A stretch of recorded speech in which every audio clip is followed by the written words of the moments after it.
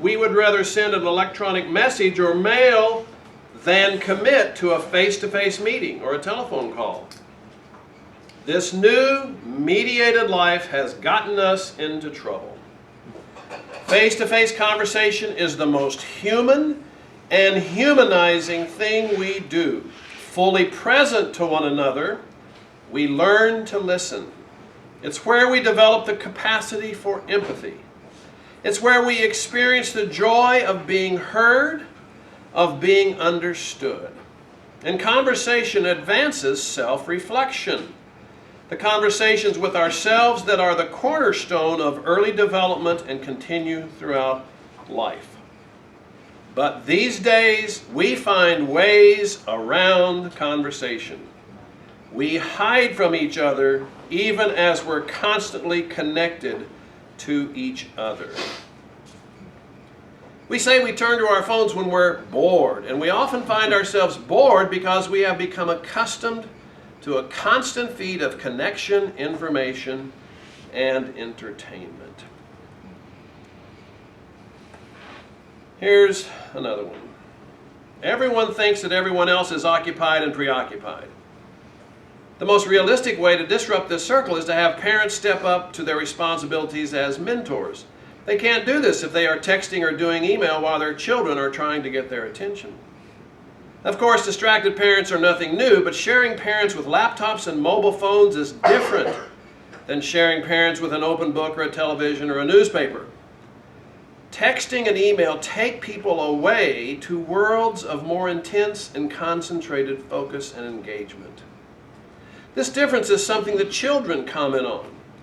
One teenage boy says, "I could interrupt my father if he was reading the paper. We used to read it together while we watched Sunday sports. And if I had something to talk about, I just had to ask." His laptop is different.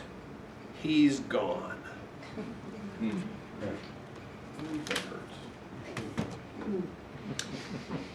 And that is becoming individuals and rejecting persons as communion and oneness with each other. All right, more fire hose.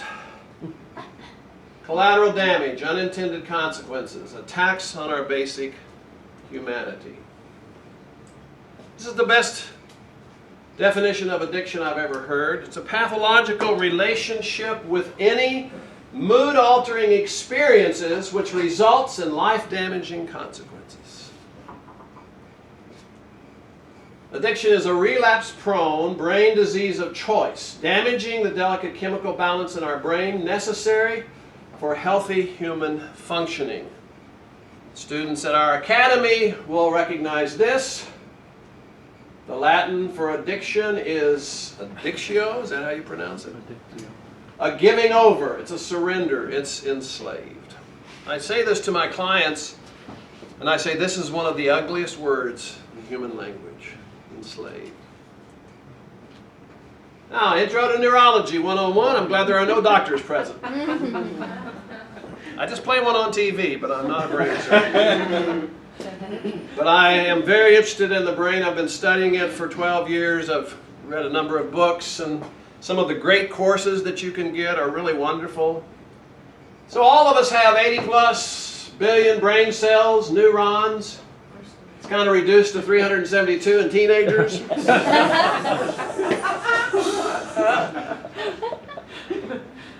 And there's two basic ways our brain functions. I've talked to a number of people, the retired psychologist who specializes in addiction, and what I've read is when neurologists and brain surgeons and people who study the brain are really honest, after all these years of studying the brain and all of the new technology, they will tell you we basically only understand about 4% of how the brain actually works. But here's the simplest way to think about it. Electrical impulses which trigger chemical messengers called neurotransmitters. I think they've identified about 100 neurotransmitters. But basically, electrical impulses, and they trigger chemicals, and these chemicals are messages. This is all we can kind of see. This is the only thing we can kind of measure. And no one at all knows how electrical impulses and chemicals translate into consciousness. And so many neurologists will say there's no such thing as consciousness, which is insanity. And I have to think of the psalm, truly the fool has said in his heart, there is no God. Because all human activity and thought is the result of connections between brain cells potentially in the trillions. These are called neural pathways. Now, I made up this phrase, a smartphone internet app neural pathway, formed in our brains through repetition and strong positive emotions. That's what the studies indicate, that of course most things that we experience day to day are in our short-term memory. They're gone, if you're as my age, about 3 seconds after you learned it. But, you know, for something to go... No comments from the peanut gallery. Youngsters. To go from short-term memory to long-term memory, there are many, many factors involved, but one of them is the intensity of the emotion experienced with that thing and repetition. So all of us can probably remember where we were when we first heard about 9/11. I can remember exactly where I was when I first heard that John F. Kennedy had been assassinated. 12th grade. Because the intensity of that emotion formed in my brain something that says you need to remember this. And of course repetition, repetition, repetition.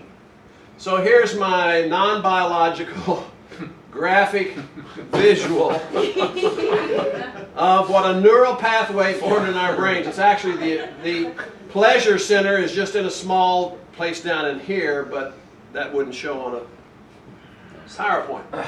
So this is the primary pleasure neurotransmitter, dopamine.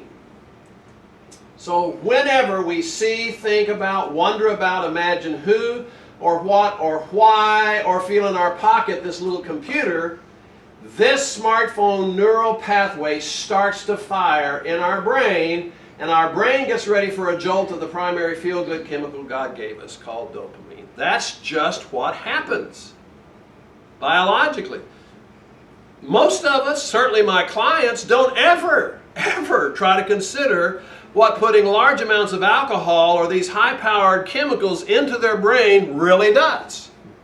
If my clients say, I can't wait till this weekend, we're going to get wasted, man, we're going to party hard, what they're really saying is I can't stand the way my brain is functioning normally, so I'm going to really damage it, I'm going to jack it up, I'm going to poison the chemicals in my brain so that I don't have to feel what I feel or think about what I don't want to think about. That's what's going on physiologically. And this is the neural pathway. Now, dopamine is a brain chemical involved in many different functions, including movement, motivation, and addiction. Nearly all drugs of abuse directly or indirectly increase dopamine in the pleasure and motivation pathways, and in so doing alter the normal communication between neurons. And especially this, more I read it, this is more what the studies are indicating. The firing of dopamine neurons occur when a pleasurable activity is expected, regardless of whether it actually happens or not. This suggests that dopamine may be involved in desire rather than pleasure. Ding, neural pathway, wow, somebody texted me. Ding, I gotta see this, I really am going to wait. Dopamine. So here's what we call triggers, promises of pleasure or escape.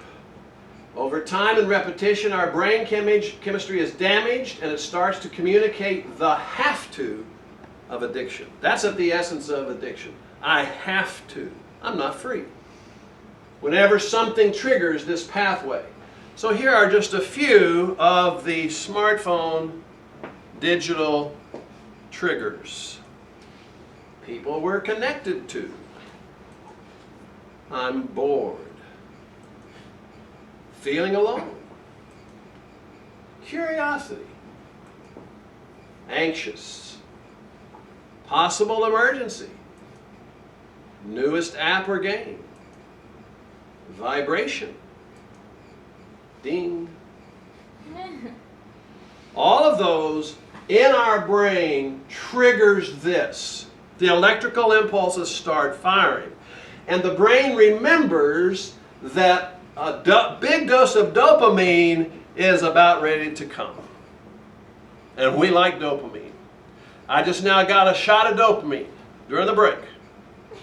I went up to my new granddaughter and I looked at her beautiful eyes and these tiny little hands and the perfectly formed face, and my brain flooded with dopamine.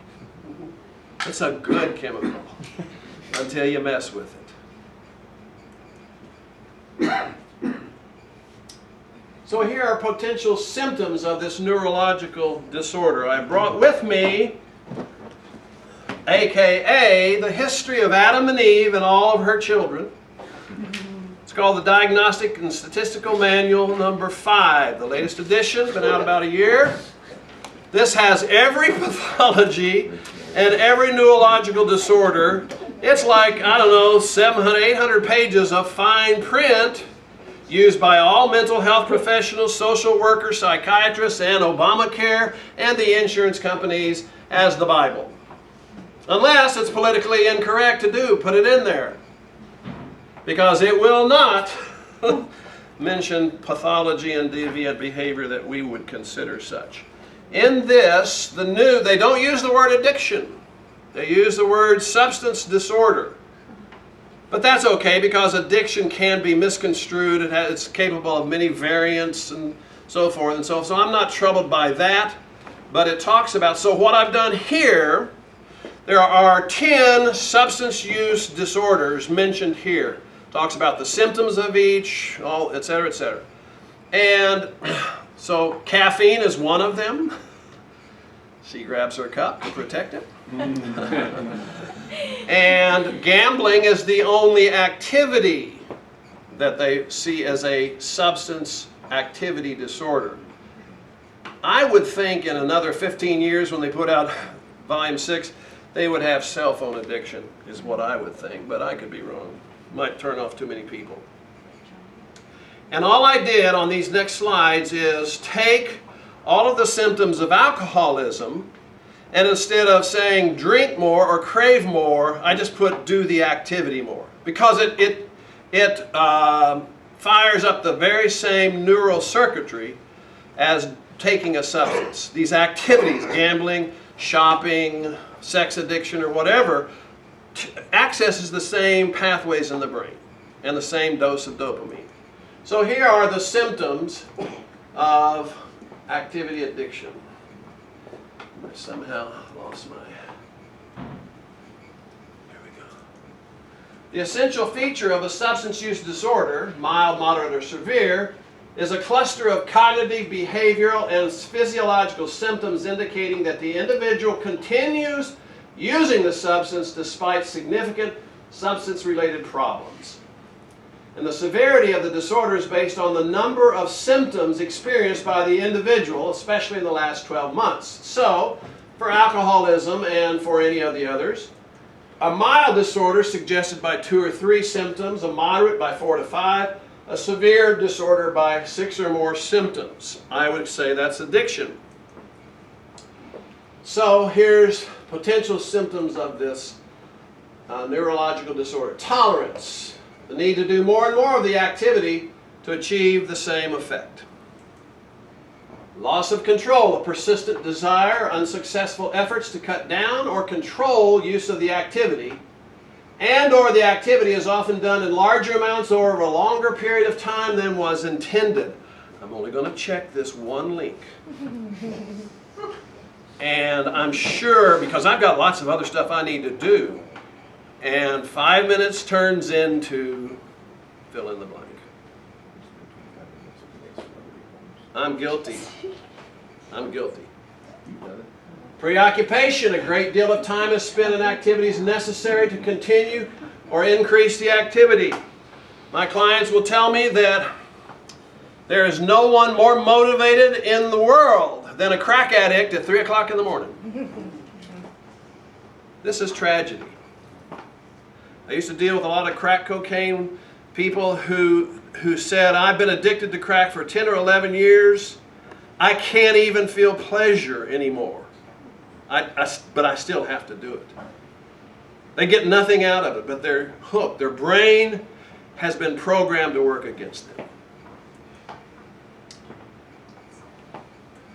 Craving, a strong desire or urge to do the activity. This is what my clients struggle with the most. Their cravings are just not going to go away overnight. Failure or reduction in personal responsibilities at homework or school. Continuing to do the activity despite having persistent or recurrent social or interpersonal problems caused by or exacerbated by the activity. That's what this reclaiming conference, it's just full of that. It's just full of that. Recurrent use in situations in which it is physically hazardous. This is from the book. 18-year-old named Roman admits that he texts while driving, not going to stop. Noah should, it's not going to happen. If I get a Facebook message or something posted on my wall, I have to see it. I have to. Doesn't matter if I'm going 60 miles an hour and 465 with 3 lanes of traffic all around me. This is scary. It's much worse than drunk driving.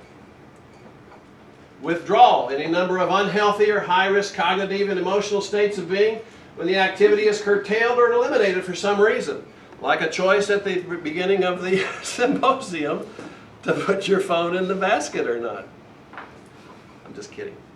Don't make me uncomfortable.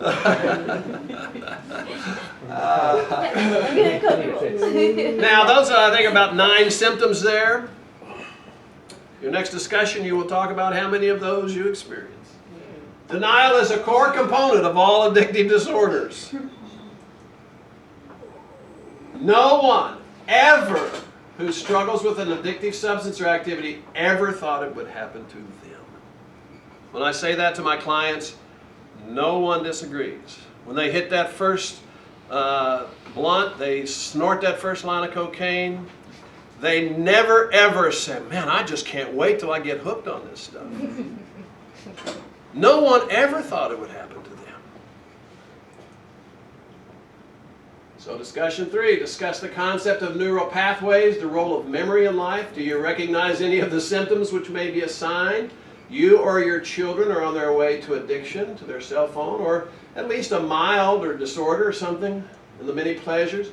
Name possible triggers which will start to fire your internal smartphone neural pathway. Yes, sir. Could I make a brief comment? Sure. At school yesterday, we had a staff work day, and we're at the Hamilton Southeastern. Every kid has a computer, and we're trying to, the teachers are supposed to be using more computer technology, more, we're trying to get kids on the computer more and more and more. So they showed a short video which I thought encapsulated so well this neural pathway thing. It was about an engineer who, one of his mechanics created a bicycle that when you turn the wheel to the left, the wheel goes to the right.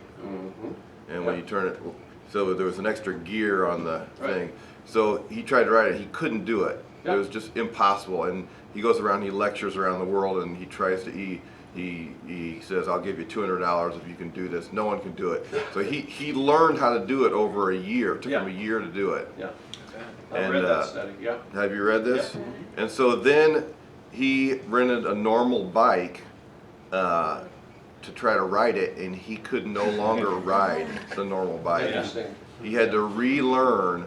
His neural pathways had been so changed, and I think that's such an icon of what's going on with our young people. They are totally, and me, and we're becoming addicted or whatever to these devices and things, and it's totally changing the way we think and our attention spans and our ability to communicate and all kinds of things. Well, and especially with young teenagers and young adults, digital natives. I mean, it might not be our families, thank God, you know, and none of that, but I mean the culture that our children and grandchildren are going to move into. This is their world. The studies in addiction really indicate that the earlier a person starts using drugs or alcohol, the chances for becoming addicted are much higher. I worked with a kid who started smoking marijuana when he was 7 years old. I have grandchildren a little bit younger than that, or older than that. I can't even remotely fathom. But this is his story. I met him, he was in my group when he was 21 years old. He said he'd been smoking marijuana every single day since 7 years old. Staying clean for the program is a requirement. So he had stopped smoking marijuana for the last 4 or 5 months. He says, I cannot believe how much of a change this is. And thank God he was one of the few who really loved recovery and sobriety much more than what Mary Jane could give him. But the indications are that if you start smoking marijuana in your early teens, you have a 17% more chance of becoming addicted. Psychologically, it's not a physical addiction, to marijuana. Do not believe anyone who tries to sell you that marijuana is harmless. It's absurd. You haven't worked with the people that I've worked with. Yeah. Some clients say marijuana is the devil. It'll be legal in Indiana within 5 years. And none, this is a question I ask my clients from time to time, because you know I get a lot of pushback. Marijuana is so much better than alcohol, and alcohol is legal, and all this stuff. I've heard it all. And basically, I say, okay, let me ask you this. How many of y'all got parents? And they all raise their hands. And I say, okay, your answer cannot be they'll do what they want to do. So I said, how many of you, when your children grow up and get older, do you want them to start smoking marijuana? Not one parent has ever said, yeah, that'd be cool, man. Going out and getting high with my kid. Not a single one who loved marijuana wanted their kids to grow up and smoke marijuana. I say, case made. So, the other thing before our little discussion here, I diagram it this way. When you have brain damage through substance abuse, then your brain is damaged. It takes a while to heal. There's the addicted part of your brain, which is at war with the sober part of your brain. You have programmed your brain to work against you. That's what's happening. Because the delicate chemical balance in our brains, the way God created us, with trillions of connections between neurons firing right now all over our brain, trillions. And it's all this delicate chemical balance. And once that gets tampered with, the damage just shows up. And we program our brains to work against us. The sad conclusion of my story is that they use that example as what they want to happen to the kids. They want them to relearn to ride the bike backwards. Mm-hmm. They want them to use the technology. They want them to become addicted to how they, because that's how it's going to be in college. That's how it's going to be in your work world. So you need to be able to do everything on computer. You need to do everything. So I mean, everything you're saying here is what they want to happen. Yep, sure. That's Hamilton Southeastern, where my son may go to school next year. That's your uncle's principal. Oh, he is? Who's your uncle? Randy Shep. Oh, okay. All right, take about 7 or 8 minutes for the next discussion.